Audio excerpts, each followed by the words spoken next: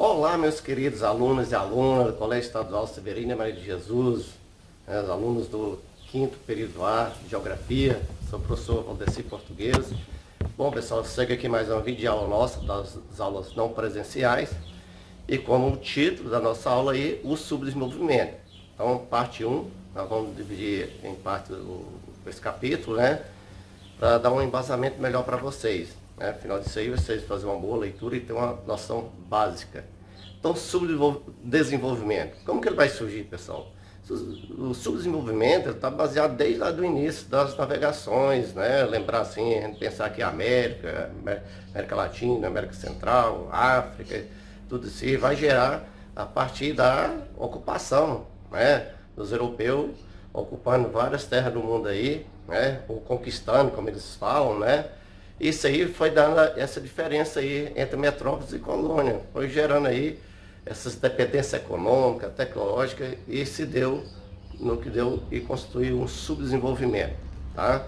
É a parte para a gente tentar entender melhor. Então, a origem do subdesenvolvimento está relacionada diretamente aos extensos períodos de dominação econômica e política, além das relações entre colônias e metrópoles. Lembra aí, hoje, os países aqui da América do Sul têm uma dependência econômica violenta, né? A Europa, Estados Unidos, Japão, hoje a China, eles que decidem que tecnologia vai ser produzida para o mundo. Você na moda, tá? É Milão, é a França que vai decidir a moda, que vai ditar o verão, o inverno, o outono. Então, e tudo aqui fica aquela carência, essas dependências econômicas, financeiras. E quais são essas principais características lá?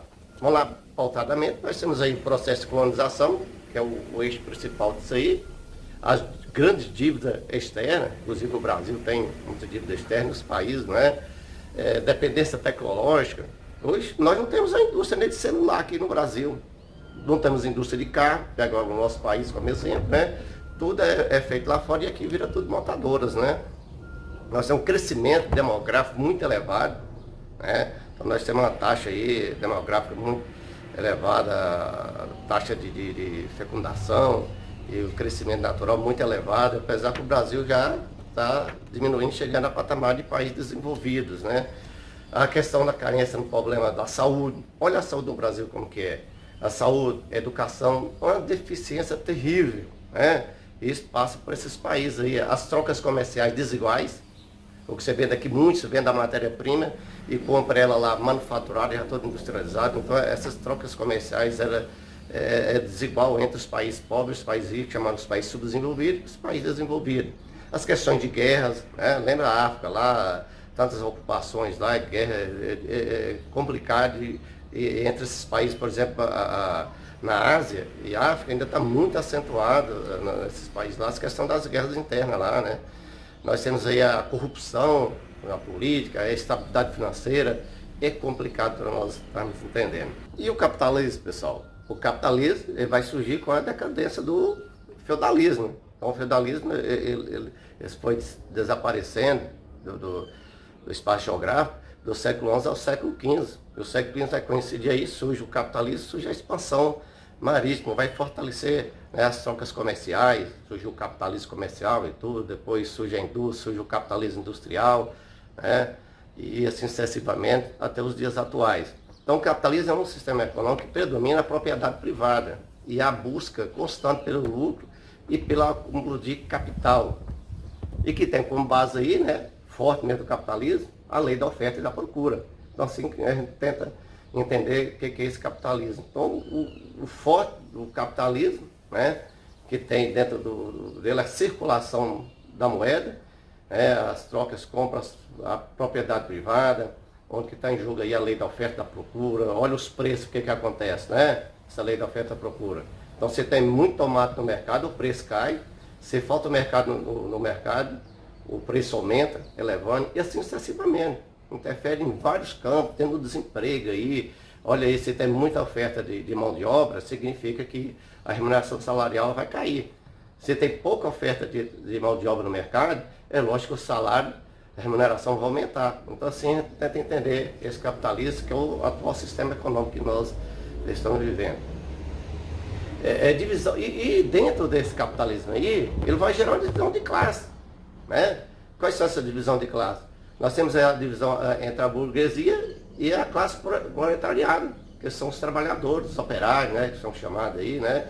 Então, de um lado, encontra-se aqueles que são os proprietários dos meios de produção, que é chamada burguesia, e outros da sua força de trabalho, sua mão de obra que é vendida. E, no caso, quem sustenta todo aí, os burgueses aí, o lucro está na força de trabalho que o operário vende, e acaba aí, quem sai ganhando aí é o dono dos meios de produção, chamado aí a burguesia. E no meio agrário, pessoal, vai surgir o quê? Os grandes latifundiários, né, e os camponeses, né? No caso aí do meio agrário, essa relação também se faz presente por os donos das terras, né, geralmente chamados de grandes os latifundiários, né, que ganham lucro sobre os trabalhadores, né, chamados camponeses, né. Então há essa relação entre os latifundiários e os camponeses que vêm sua mão de obra, né, no campo também é definido assim. E exclusão social, isso aí, gente, todo esse conceito aí vai acabar gerando uma exclusão social. A exclusão social é um processo que caracteriza o afastamento de grupos do sistema socioeconômico predominante. Então nós temos aí o grupo da sociedade, né, que vai, por exemplo, você pega assim a questão das favelas. Então o grupo de favela, por exemplo, em relação aos grandes centros urbanos, ali é um grupo que tem uma exclusão social terrível, é visível, né? As questões das favelas é construída nas encostas, nas regiões alagadas, então ali cada um vai fazendo um puxadinho e cria ali uma divisão social imensa, né? Que vai culminar aí numa exclusão social. E nós temos também aí o conceito de pobreza. Pobreza ela pode ser definida de várias situações, né? Como, por exemplo, a carência, né, de bens e serviços essenciais. Nós temos a falta de recursos econômicos, notadamente também a carência de rendimento ou riqueza. A carência, por exemplo, também aí da moradia, né, o acesso à educação, acesso à saúde também, você sabe que está relacionado com a questão da pobreza. Então, essa a falta de acesso aos bens de consumo e tudo, acaba aí, fica muito acentuado, você vendo aí o que é uma pobreza, né? Olha a falta de moradia, muitos moram nas encostas aí, e aí fica visível, você, notadamente ali, tem a questão com a educação, com a saúde, então não tem acesso a várias situações. A dificuldade de acesso à educação, à saúde, a moradia, tudo isso é caracterizado dentro do grupo aí, né, que gera essa classe aí, a chamada a pobreza. E muitos ficam abaixo da linha da pobreza, né?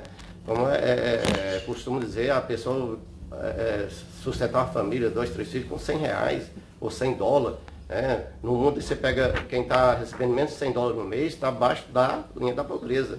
Então, são os conceitos que a gente tem que entender. Bom estudo para vocês. Boa aula, faça uma boa leitura, pesquisa na internet, pega mais um embasamento, uma noção básica. Afinal, tem um questionário para vocês responderem e enviar no meu WhatsApp. Boa aula, bons estudos e até a próxima videoaula.